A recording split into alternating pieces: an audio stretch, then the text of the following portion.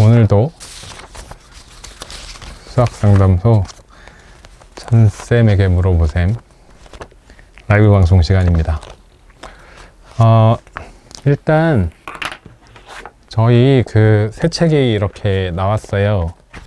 실물로. 네, 드디어 책이 도착했습니다. 저희 연구소에 7세에서 4학년까지 책이 모두 도착했고요. 물론 창고에도 입고가 되어서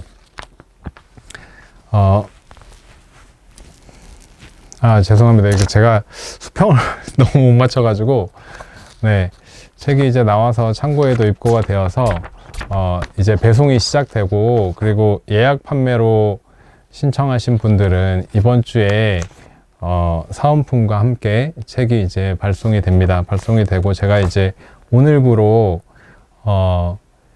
거기에 들어가는 QR 동영상 촬영을 1차적으로 다 마쳤고요.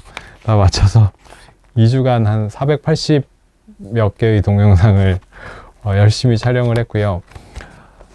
동영상은 지금 한참 편집 중입니다. 그래서 지금 당장은 다 실리진 않지만 월말까지 1권에 대한 동영상, 그리고 다음 달 초에 다른 동영상들도 다 올라갈 예정에 있습니다. 이용하시는 데는 큰 불편이 없도록 지금 관련된 일을 하시는 분들이 모두 집중하고 있고요. 그리고 6월 17일 날, 6월 17일 맞나요? 7월 16일. 7월 16일, 숫자가 바뀌었네요. 7월 16일 날 저희 유튜브 촬영이 있는데, 7월 16일에 유튜브 촬영은 좀 특별하게 현장 상담을 원하시는 어머님들을 모시고, 스튜디오에서 모시고 저와 함께 이제 1대1 상담을 하는 거죠. 30분 정도 궁금하셨던 점에 대해서 촬영을 하실 분들에 대해서 예고 피드는 올라갔었고요.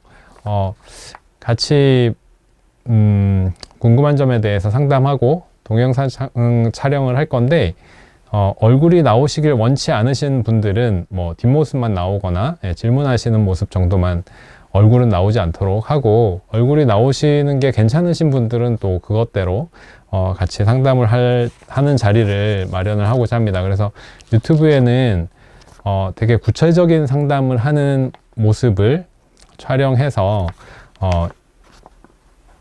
영상을 업로드할 예정이에요. 그래서 이제 지금 방송하는 이런 내용들이겠죠. 그래서 참여하실 분들을 모집을 할 예정입니다.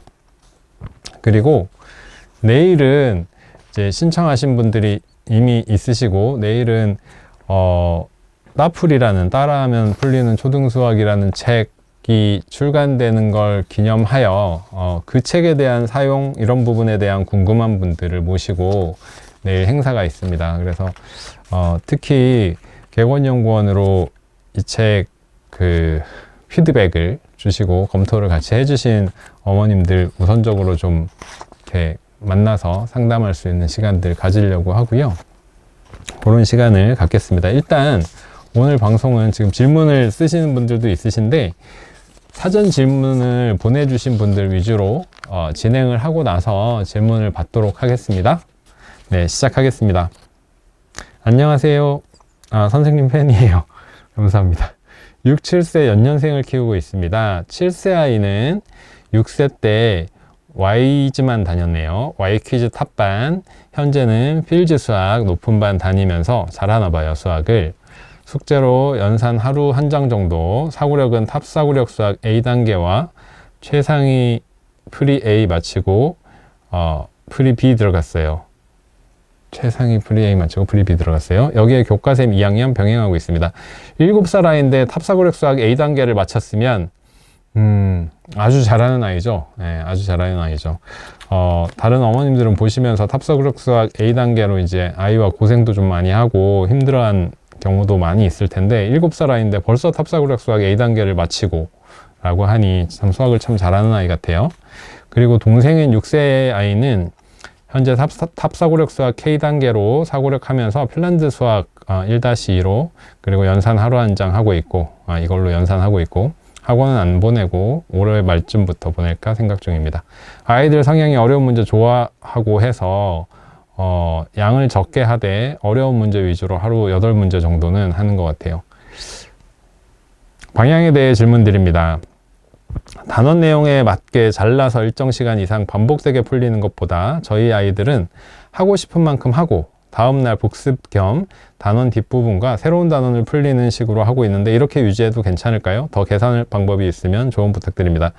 일단 시간에 대해서 여기 이제 제가 중간에 생략했는데 하루에 30-40분 정도 앉아서 꾸준히 푸는 거에 어머니는 만족하고 있습니다 하셨어요.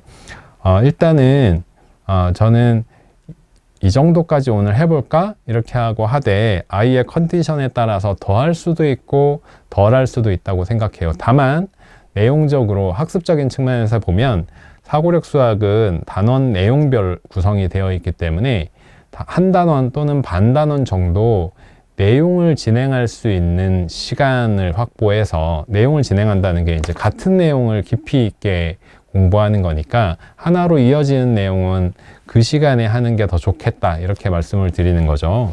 연산은 한 장씩 해서 꾸준히 반복하는 게 우선이겠지만 사고력 같은 경우는 어떤 내용을 깊이 있게 알아보는 거니까 연관된 내용을 엮어서 공부하는 게 더 좋겠죠. 그래서 내용을 잘라서 할 수 있으면 제일 좋다라고 말씀드리는 부분이지만 사실 특히 어린아이들 같은 경우는 아이들이 집중만 해준다면 할 수 있는 만큼 하고 다음날 이어가고 하는 거 나쁘지 않아요. 저는 어린아이들에게는 수학이 재미있고 또 이렇게 어려운 내용들을 하고 있는 아이들 같은 경우는 더더욱 수학이 재미있게 알고 그 다음에 꾸준히 할 수 있는 힘을 만들어 주는 거, 수학을 좋아하게 하는 거, 그게 중요하고요. 하루에 30-40분이면 저는 꾸준히만 할 수 있으면 괜찮은 시간이라고 생각합니다. 6살, 7살 아이들이 하루에 매일매일 30-40분 하기가 쉽진 않잖아요. 저는 지금 잘하고 계신다고 생각해요. 딱 끊어지지 않더라도 아이에게 주도권을 주고 아이가 스스로 할 수 있게 컨트롤할 수 있게 해주는 거 이런 부분이 중요하고요.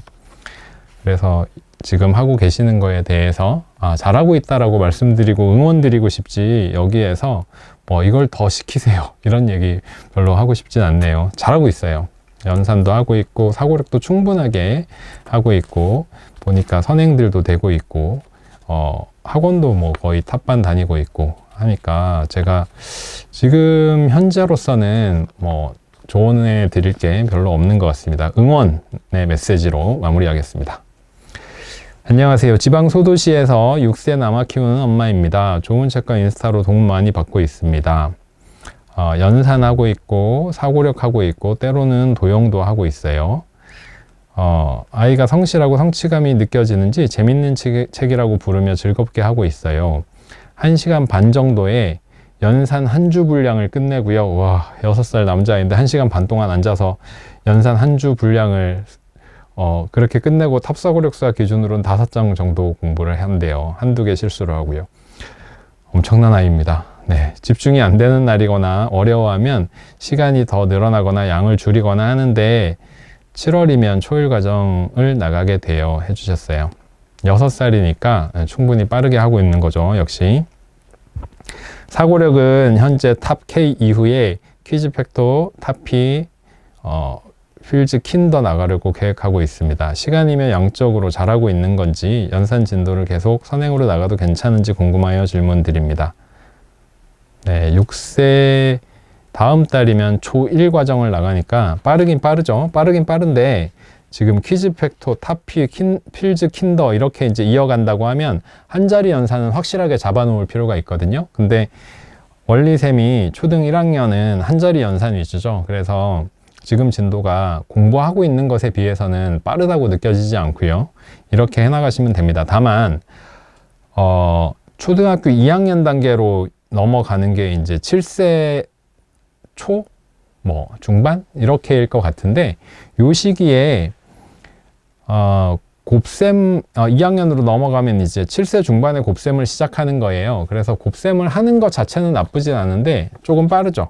조금 빨라서 연산으로 보면 좀 많이 빨라질 것 같긴 해요. 그래서 탑도 하고 팩토도 하고 휠즈도 하고 이렇게 사고력을 여러 권 다 섭렵하면서 공부하는 아이, 그리고 그게 가능한 아이라고 하면 저는 연산을 지금 무조건 더 빠르게 할 필요는 없을 것 같아요. 그래서 오히려 연산은 조금 중간중간에 텀을 좀 두고 1학년까지는 가시되 어차피 한 자리 연산이니까, 그리고 2학년 연산부터는 텀을 조금 두시거나 사고력 연산을 해보시거나, 아니면 그 시간을 이 사고력 수학 쪽에 투자를 하셔서 조금 더 할 수 있도록 사고력을 그렇게 시간적인 투자를 하셔도 될 것 같아요.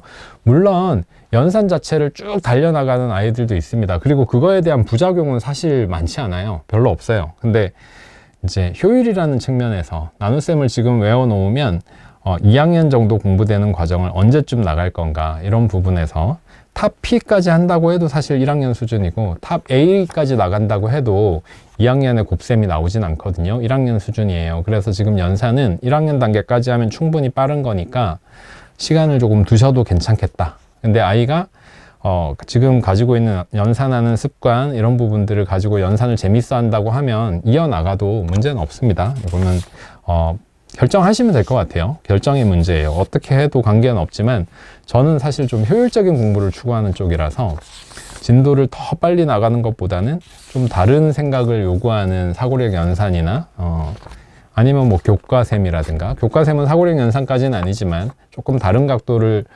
제시하면서 연산을 이제 더 익숙하게 할 수 있도록 하는 책이니까요. 이렇게 선택하셔서 해도 되고, 과감하게 좀 쉬셔도 됩니다. 2학년 연산은 언제쯤 나가면 되냐 하면, 빠르다면 7세 말 정도에 나가셔도 돼요.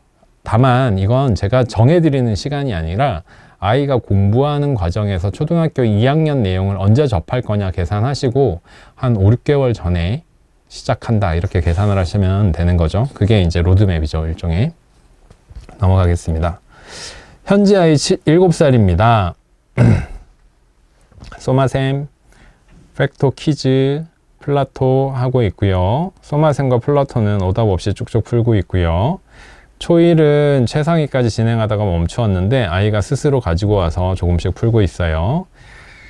오답률이 낮다고 진도를 쭉쭉 빼고 있는 건 아닌데, 빼고 있는 것 같은데 이게 맞는지, 급하게 나가고 있는 건 아닌지 고민이에요. 엄마표라고 뭐가 맞는지, 이렇게 해도 되는 건지 항상 고민이 많습니다. 7살 아이고 지금 하고 있는 게 1학년이잖아요. 그러면 지금 좀 가셔도 돼요. 네. 어차피 7살, 6살 아이들에게 정해진 수학 공부라는 건 없습니다. 초등학교 1학년 걸 끌어내려서 그 아이들에 맞게 만든 교재가 유아 수학 교재고요. 유아 수학의 커리큘럼이라는 건 사실은 없습니다. 초등학교 1학년이 수학 시작하는 때예요, 원래는. 그래서 지금 하는 거 아이가 싫어하지 않는 이상, 아이가 재미있게 한다면 나가셔도 돼요. 다만 선행을 하게 된다라는 부분의 고민은 차라리 생각 많이 하는 교재들을 두루 풀어보는 게, 다양하게 풀어보는 게 좋죠.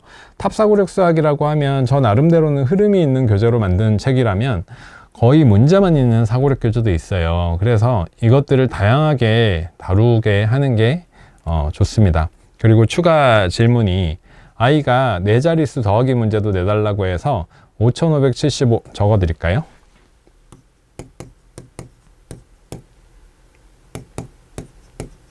자, 요런 덧셈 문제를 아이에게 내어주는데, 아이에게 내어주면 아이가 이렇게 푼다고 해요. 여기 잘라서 요거하고 요거를 먼저 더해요. 8800을 만들어 놓고, 그리고 나서 잘라놓은 걸 더하기 75를 하고 더하기 16을 하고 차례대로 계산한다고 해요. 이거는 계산 순서를 제가 적어드린 거죠. 아주 훌륭한 아이입니다. 네. 세자리 덧셈 배우면서부터 이런 식의 계산 방법이 교과서에도 제한이 되죠. 이런 식이라는 건 뭐냐면, 큰 수가 될 때 우리는 한 자리 연산, 그리고 2자리 연산 정도까지가 어느 정도 가로셈 또는 암산이 되는 단계예요. 그렇기 때문에 이렇게 큰 수의 계산에서 100의 자리 이상을 떼어내어서 따로 계산하고, 그리고 남은 2자리는 내가 그래도 차근차근 하면 할 수 있는 거니까 큰 자리 먼저 해놓고 작은 자리를 따로 처리하는 이런 건 아주 훌륭해요. 네. 정말 훌륭합니다. 그래서 어머니 입장에서는 학교에 다닐 때 배웠던 방법이 아니고 틀에 박힌 방법으로 알고 있어서 이게 뒤에서부터 받아올림 하면서 해줘야 되는 거 아닌가 라고 생각하시는데 어떻게 해야 되나요? 라고 물어보셨어요. 자, 이렇게 계산하는 건 제가 아까 말씀드린 것처럼 두 자리 연산 정도는 우리가 많이 하는데 그 이상이 되면 부담스러우니까 잘라내서 얘네들끼리 계산하고 그 다음을 더한다. 또는 요렇게 계산하고 요렇게 계산해도 되고 이렇게 하는 건 좋아요. 좋은데 단 하나, 지금 제가 그냥 좋다라고 말씀드리는 건 7살 아이기 때문에 그냥 지금은 마냥 좋다고 말씀드리는데 3학년 이상 4학년이 되어서도 요렇게만 계산하려고 하면 곤란합니다.